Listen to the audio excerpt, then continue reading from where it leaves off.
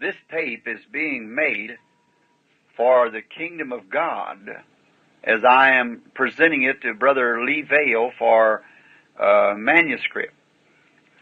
Brother Vale has asked me here in the presence of Brother Mercer to give some of the former visions.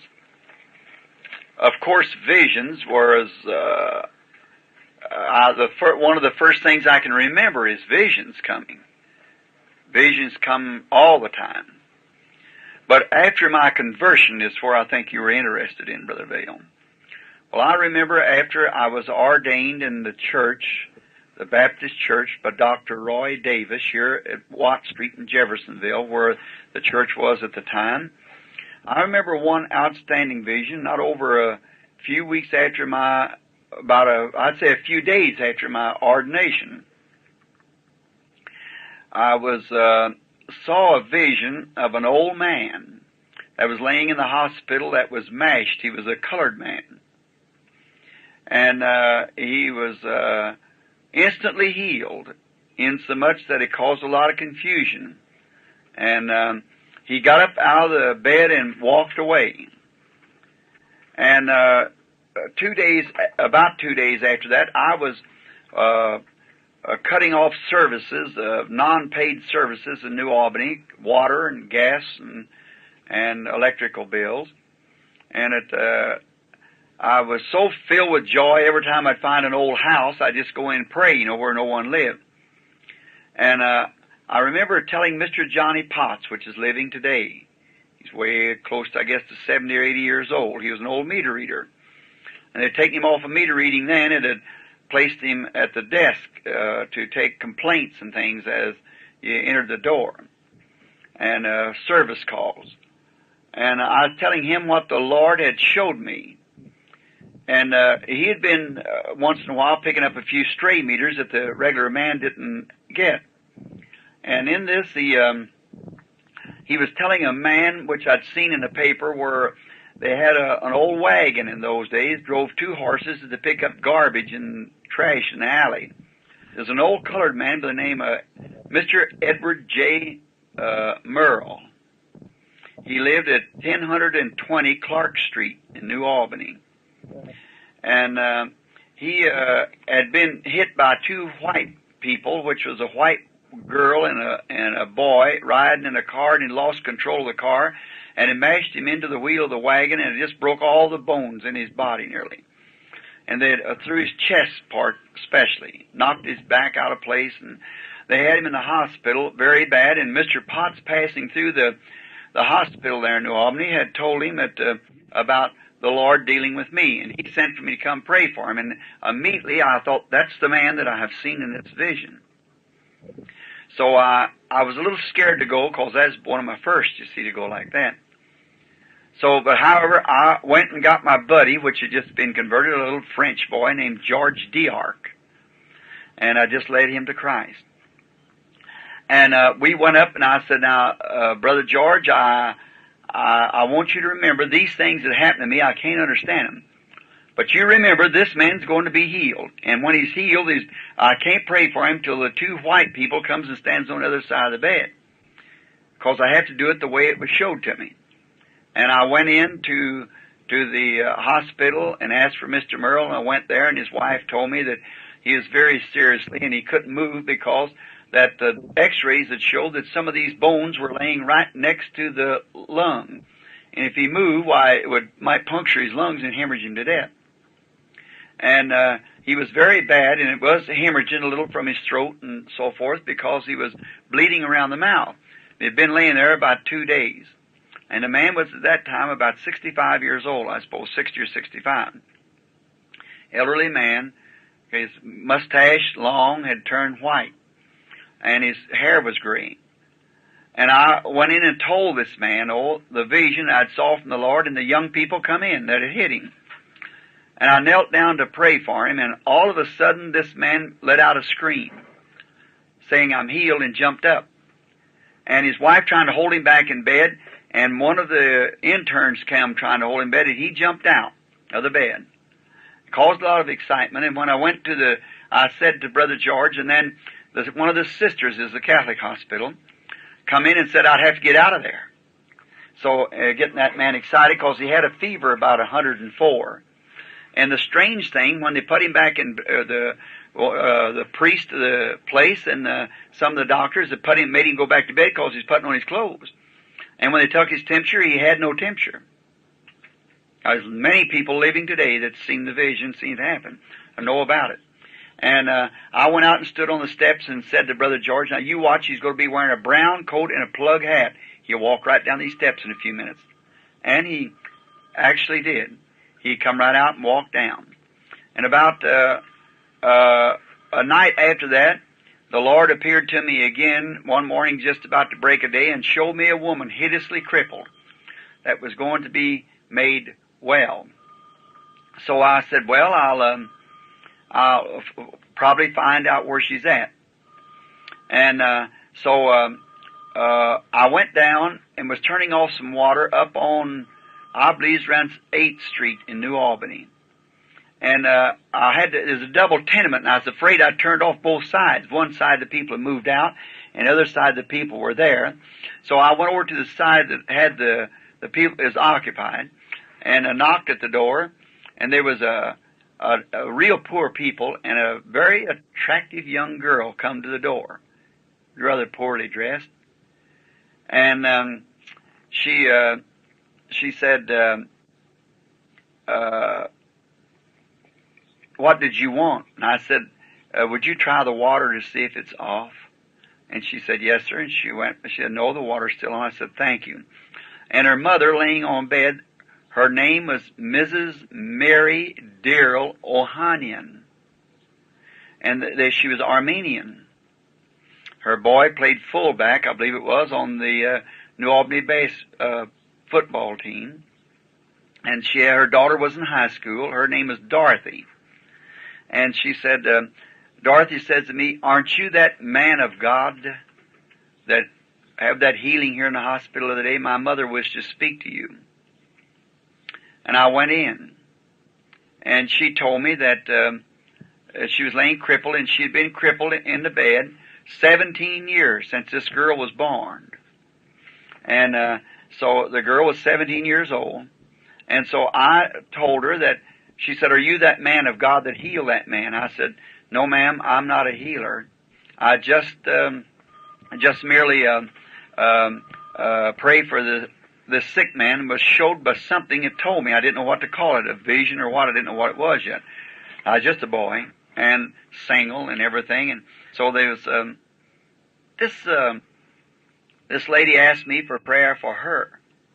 And I told her, let me pray first, and then if the Lord showed me to come back. And then when I went out to pray, I got Brother George, and I said, that's that woman that I was telling you that I prayed about. I know it's the same woman. Go with me. And we went up there to offer prayer. And so this little 17-year-old girl, of course me, just a young boy, and she had a brother about 8 years old, something like that. And there's a Christmas tree, it's right after Christmas, standing in the house. And they got behind this Christmas tree to laugh at me, to make their mother well. I told her that the Lord was going to heal her. And Brother George and I got down to pray, and when I started to pray, well, that angel that I see that you see in the picture, I seen it hanging over the bed. Well, I reached over and took a hold of her hand, and I said, Mrs. Ohania, now she lives in New Albany right now, her and her husband and family. And I said, Mrs. Ohania, the Lord Jesus has sent me and told me before coming that to pray for you and you's going to be made well. Rise up on your feet and be made well in the name of Jesus. Her legs was drawn up under. She, with the Armenian Bible over her heart, started moving towards the side of the bed. And as she did, then Satan spoke to me. Said, you let her hit that floor, she'll break her neck off that high bed. I was scared for a moment. And I'd always know that what them visions, I didn't know what it was then, had told me was always right. So I went ahead anyhow, let her come off the bed, and God being my witness, as soon as she started to jump from that bed, both legs come straight. Her daughter screamed, pulling her hair, and run out into the street screaming as loud as she could. Neighbors come from everywhere. And there she was for the first time for 17 years, walking around in that room praising God. I left immediately to get away from it. Later, I got acquainted with this young girl and went with her. Of course, this don't have to be on record, but I went with the young girl. Not long after that, a few weeks, I was in my mother's house one evening. And I'd been praying that day, and I just simply couldn't seem to break through to victory in my prayer. And I thought I'd just stay go ahead to bed. I was staying at home at that time. And so I went into the room to pray, and I was about 1 o'clock in the morning, I guess. And I prayed, and all at once I looked, and Mama, she used to take her clothes, just pile them in a chair. We were real poor people. And I looked something white coming to me, and I thought I was looking at that chair of clothes. But it's that angel of the Lord, that cloud, And it come over to where I was, and I was standing in a room, a little, what we call a shotgun house, a little straight house, 2 rooms in it. And it had red wainscoting up here for the side, you see. There's a little iron poster bed to my right side. There's a black-headed woman standing against the one room, went out into the kitchen. She's standing against that kitchen door, weeping. There was a father standing to me and had brought me a baby, that something had been laying on his little chest, and his left leg was wound around till it was laying up against his little body, and the right leg wound vice versa, both arms wound up too against his body, and his little body was twisted and wound up till it right here at his neck. And I wondered, what does this mean?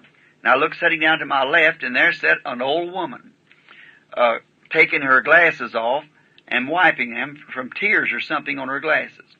To my right, on a red duofoil, which was a match to the chair, sat a young blonde-headed boy with curly hair looking out the window.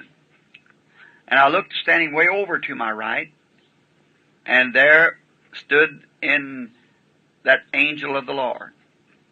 And he said to me, "Can this baby live?" And I said, "Sir, I don't know."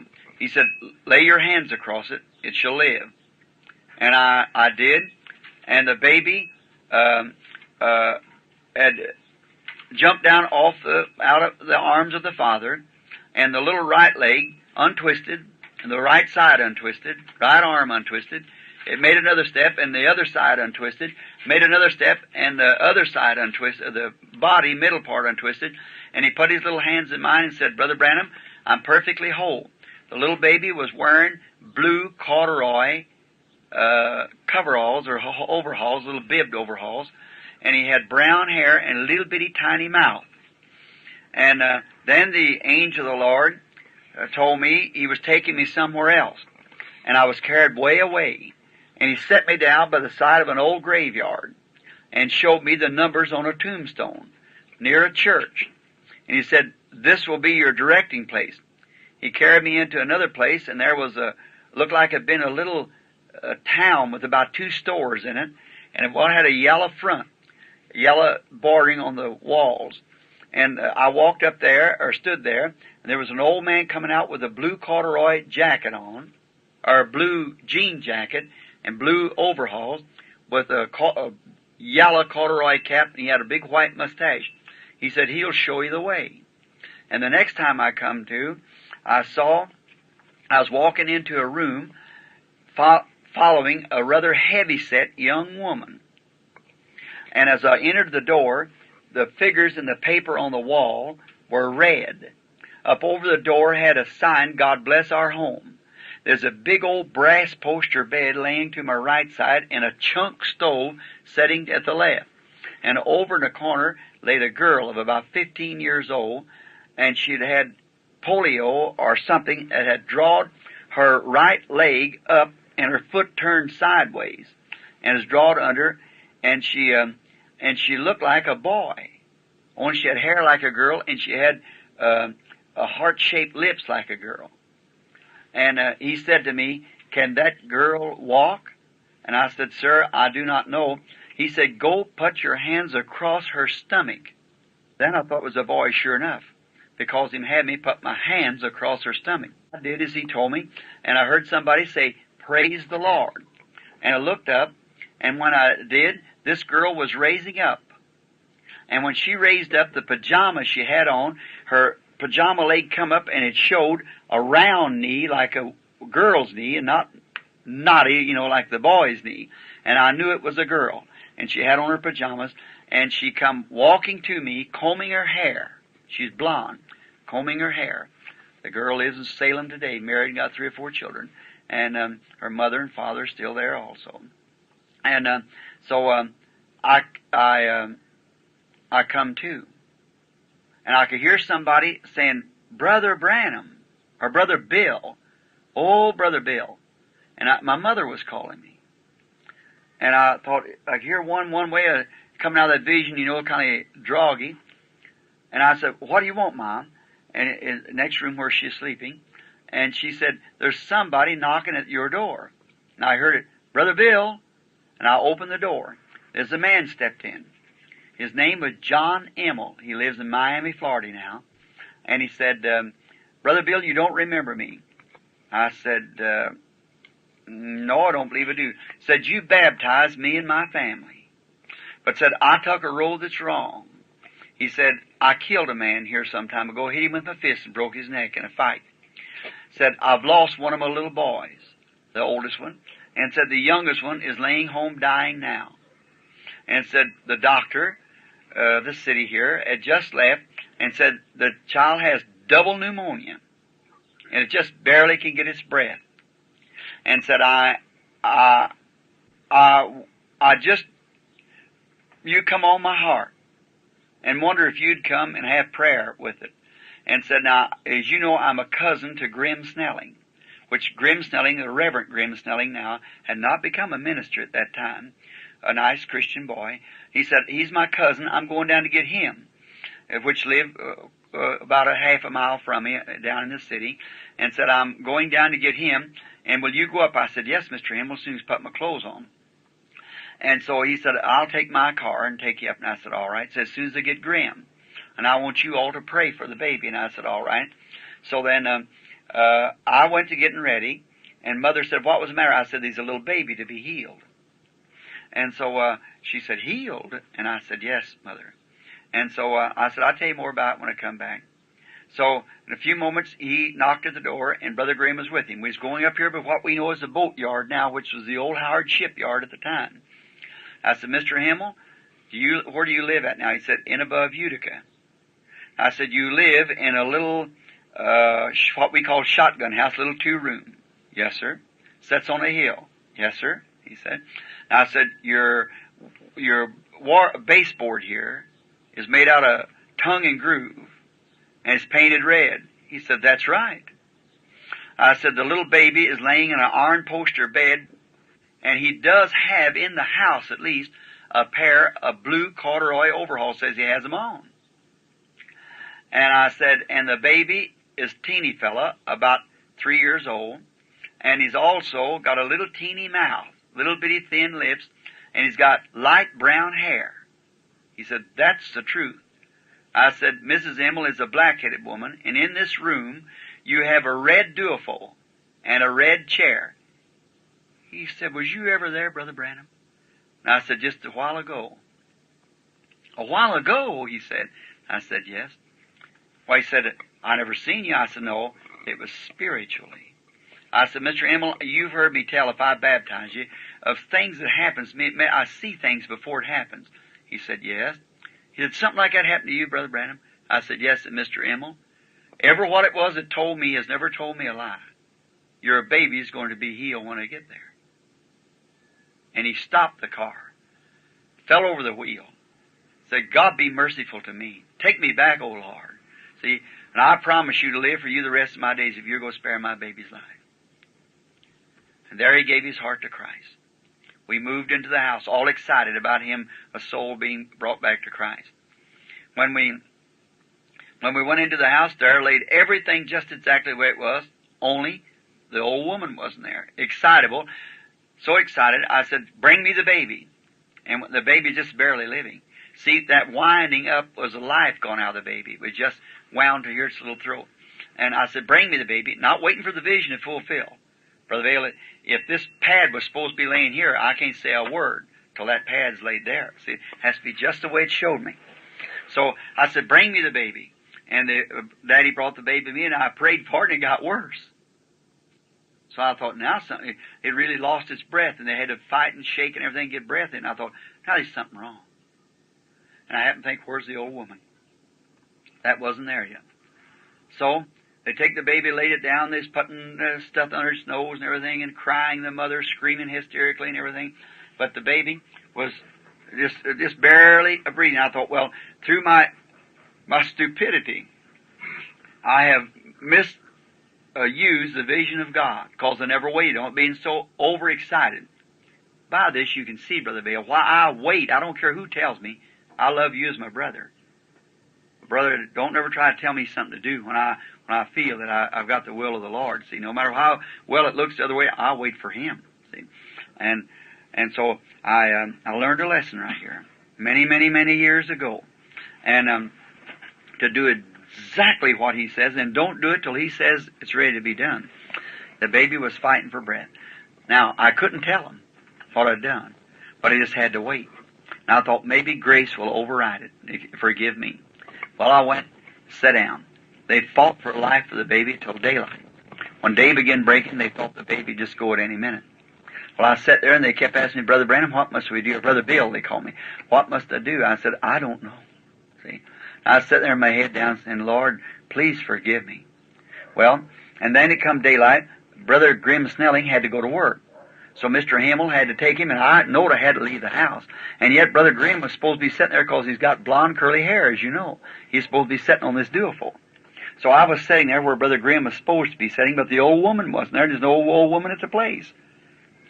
So I sat there, and so Mr. Hamill got his coat on. Then I knowed if Brother Grimm left, hard to tell when he'd ever be back. See?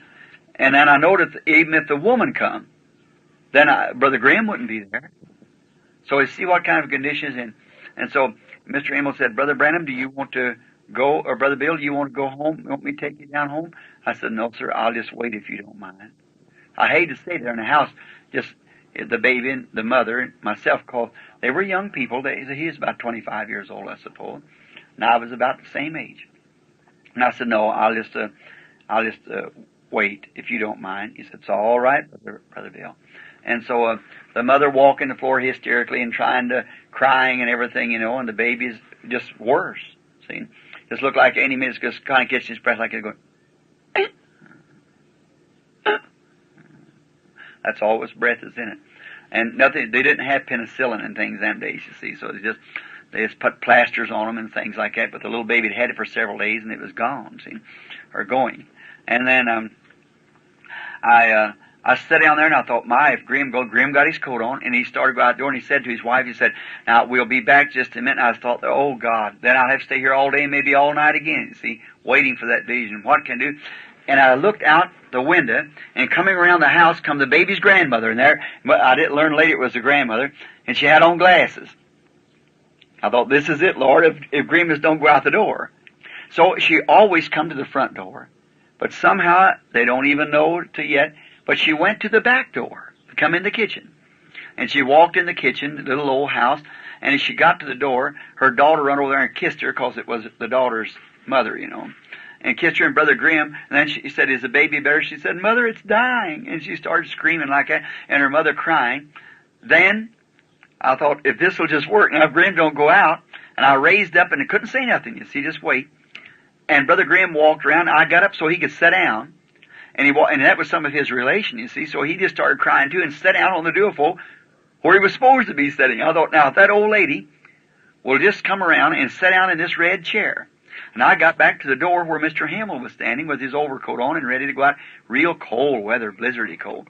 And I thought, and the old lady sat down in this chair, and Grimm sat down and ducked his head down, and the mother of the baby put her hand up on the door and began weeping. Just exactly the vision. And the old lady sat down, and instead of it being tears altogether on her glasses, coming from the cold, it fogged them. And she reached in her little briefcase and got a little handkerchief out, or a little satchel, and started wiping these glasses. Brother, that was it. I said to Mr. Emmel, Mr. Emmel, you still have confidence in me as a servant of Christ? He said, I sure do, Brother Branham. I said, I can tell you now. I spoke ahead of the vision a while ago. That's why it didn't happen. If you still got confidence in me, Go bring me your baby. Oh, my. I seen it was right then, you see. Go bring me your baby. He said, I'll do anything you tell me to do, Brother Bill. I won't be afraid to pick it up. Because when I picked it up, it just went, the breath altogether left it. Brought the little baby up to me, reached and got it in his arms. Brought it up to me and stood there. I put my hand on it and said, Lord, forgive the stupidity of your servant. See, I spoke ahead of your vision. But now let it be known that you're a God of heavens and earth. No, when we were set that, the little baby threw both arms around his daddy and began screaming and crying and said, Daddy, I feel all right now. See, I said, Mr. Himmel, let the little baby alone. It'll be 3 days before it leaves it because it made 3 steps unwinding. I went home. I told it in my church. I said, I'm going back. As on Monday. I said, Wednesday night before church, I'm going up there. There's poor people, and we made them up a basket of groceries to take to them. So I said, I want you all to go. And when I go there and you get around the house, and when I come to that place, to where that house is, you watch and see if that little baby don't come across the floor with a little mustache made here where he's been drinking chocolate milk or something, you see, and put his hands in mine and say these words, Brother Bill, I'm perfectly whole. This little 3-year-old baby. Watch and see if it don't happen. My wife now, Mita, way before we were married, so she was in the bunch. And a truckload went and placed themselves around the house, see, to see me when I drove up in the old public service company truck that I had home that night. I didn't have any car of my own, full of tar in the back and things, you know, where I've been hauling it that day and fixing things. Drove up in front, stopped, went up on the porch, knocked on the door, and they didn't have no rugs on the little old floor. And the mother come across the floor and said, Why, it's Brother Bill, like that. And the people were looking at the windows at the time to see what would happen. And in the corner playing was this little boy the 3rd day. I stopped, never said a word, and he comes strolling across the floor. Put his little hands up in mine with been drinking chocolate milk, his little mustache like a crosshair from the chocolate milk. Put his hands up in mine. Said, Brother Bill, I'm perfectly whole. And that night at the church I told it, I said, there's a crippled girl somewhere that's needy. I said, church, I don't know what these things mean. I can't tell you. And so I was working at the public service, and I remember one day, about a week after that, I started to leave the building, going out. Mr. Herb Scott lives here in the city right now. He was my boss. And he said, I started down, he said, Billy, and I said, yeah. I said, before you leave, I've got a letter here for you. I said, okay, Herbie, I'll pick it up in a minute. And so I went over to get my other work. I was checking up. So I went over to get my other work done. And when I did, I remember that letter, and I went and got it and opened it up and said, Dear Mr. Branham, see, said, my name is Nail. I'm Mrs. Harold Nail. We live at a place called South Boston. And said, we're Methodists by faith. And I happened to read a little book that you wrote called Jesus Christ, the same yesterday, today, and forever, a little pamphlet. And we were having prayer meeting in our house the other night, and we have heard of you having success praying for the sick.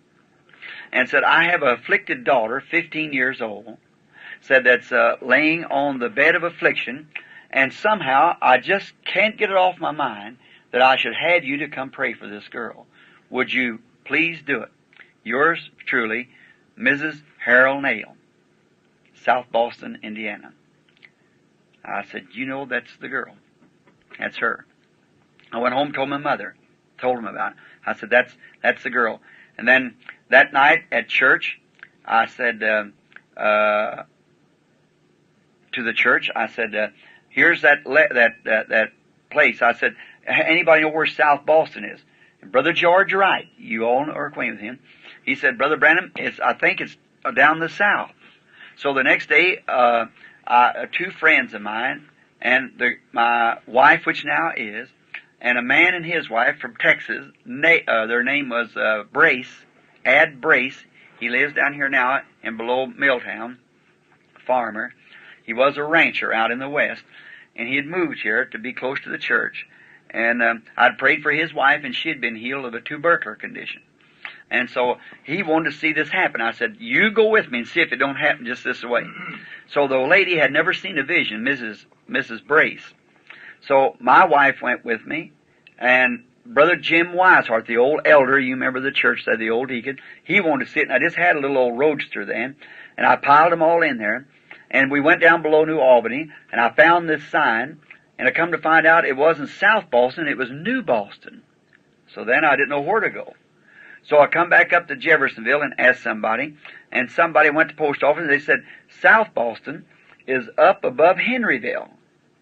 So I went up to Henryville and I asked there, and they said, turn off on this road. It's about 15 miles back where these knobs here. You find a little place, you'll be careful, you'll miss it. Said because it's just one little store, and the store's got the post office and everything else in it. South Boston. Over in these knobs. These 17,000 acres of them knobs in there, you see. And this is over behind it in the hills there. So we went on riding along, and all at once I felt real strange. After being driving 5 or 6 miles, and I felt real strange. And I said, I don't know. They said, what's the matter? I said, I believe that one that talks to me wants to talk to me, so I'm going to have to leave the car. So I got out of the car, and the women sitting on women's laps, you know, and everything, that little old roadster. And I got out of the car and went around behind the car. And I bowed my head down, put my foot up on the bumper in the back of the car. And I said, Heavenly Father, what would you have your servant know? And I prayed, nothing happened. I waited a few minutes, and I thought, well, usually where there's a crowd like that, I have to get to myself. And so I waited a few minutes. And I happened to be attracted to look over there. And I happened to think, well, look here, here's that old church sitting down here. And if you ever at it, it's a Bunker Hill Church. And I looked over on the side of Bunker Hill Christian Church, and there was a tombstones of the graveyard right in front of the church. And I went over there. I said, now, you all got them letters. I've never been in that country before in my life. Never was in above there anywhere in my life. And I said, you get them names and numbers and come over here and sit there and send one on this tombstone. And there it was, just exactly. I said, that's it. We're on the right road now. I said, that's the angel of the Lord. See, I passed right on by it and not know it. So, oh, he's perfect. And so we rode on and on. Directly I met a man, and I said, could you tell me where South Boston is, sir? He said, you jog to the right and the left, and, you know, so forth like that. And we just kept on going. So after a while, I noticed I come into a little place, and it had a kind of a little village like, and I looked, I said, that's it right there. I said, there is there's that yellow storefront. And I said, now you watch, a man is going to come out of there with a blue overalls on, a white corduroy, or yellow corduroy cap with a white mustache, and tell me where to go. If it ain't, I'm a big storyteller. And so there's all waiting. And I drove up in front of the place, and just as I drove in front, out come the man with the blue overall suit on, and the yellow corduroy cap and the white mustache, and Mrs. Brace fainted in the car. Seen it come to pass like that. And I said, sir, you're to tell me where Harold Nail is. He said, yes, sir. Said, did you come from the south? I said, yes, sir. He said, you passed it about a half mile down the road. You turn the first road to the left. You go up and you find a big red barn, and you turn in there at that red barn. Said, it's the second house on your right as you turn up that little lane-like road. I said, yes, sir. He said, why? I said, he has an afflicted daughter, does he? He said, yes, sir, he does. I said, the Lord is going to heal her. And the old man started crying. See? He never knew. And so he's included in the vision. He didn't know what was going on. I turned around. We got Miss Nail kind of revived again, and went up there, walked up into the yard, got out of the car, started up the place to the place where it was at. And a heavy-set young woman come to the door. I said, there she is. See? And so she said, how do you do? And I said, how do you? I said, I'm Brother Bill. Oh, she said, I thought you were. She said, you got my letter? I said, yes, ma'am, I did. She said, I'm Mrs. Harold Nail. I said, well, I'm glad to know you, Mrs. Nail, and this is just a little party. Come with me to pray for your girl. Said, yes. I said, she's fixing to be healed. She said, what? And her lips started quivering. She started crying. I said, yes, ma'am. And I don't know, I never stopped for the woman. I walked right on down the hall, and my party followed me. When I opened the door to the right of the hall, big old country home, opened the door, there was the yellow papers on the wall, red figures, the sign, God bless our home, the old brass poster bed, chunk stove sitting to my left, and there's a little bitty cot sitting there with this boyish-looking girl laying in it. Now something happened. I was up in the corner of the room watching my body go to that bed. And I laid my hands right across her stomach, exactly the way the Lord said. And when I did that, when Miss Nail walked in the room and seen that, down she went on the floor again, fainted. She's kind of a weakly person, and she fainted on the floor again. And Brother Nail was trying to work with her, and old Brother Jim standing there saying, bless the Lord, holding his hands together, if you all knew how he acted. And so then I looked at that, and I seen that, and I laid my hands up on her, or across her stomach like this. And I said, Lord, I do this at the command of what I think is God telling me to do it. And about that time she started crying. and she jumped up, and they just got Miss Nail to her feet. She'd woke up from her fainting spell. And when the girl jumped from the bed, there come her pajama leg up on the right leg, just exactly the way that it showed in the vision. And there was that round knee of a girl instead of a boy, and down went Miss Nail again. See, she fainted. That's the 3 times she'd fainted. And that girl walked out of there in that room and went into her dressing room weeping and put on her kimono, come walking back combing her hair. With that, and her one hand was paralyzed too on the right side, combing her hair with that crippled hand. She's married, got a bunch of children. Her name, I don't know what her name is now, but Nails, anybody could tell you, Harold Nail. And that visions are true. I could place that and take you to people that would make a volume of books if such things has happened. Now that's true, Brother Dale. I'll fail. I'm a man. I'm a failure to begin with, and a very poor substitute for a servant of Christ. But M-E-R-R-E-double-L. I thought it was that damn narrow down. Is that all the names we use now? Mail with N-E-I-L? N-A-I-L. Brace, B-R-A-C-E. B-R-A-C-E. Add Brace. And I think I've got them all. Just a minute. Graham, Schilling. Graham, G-R-A-H-A-M-S-N-E-double-L-I-N-G. Oh, Schilling. Yeah, we got it.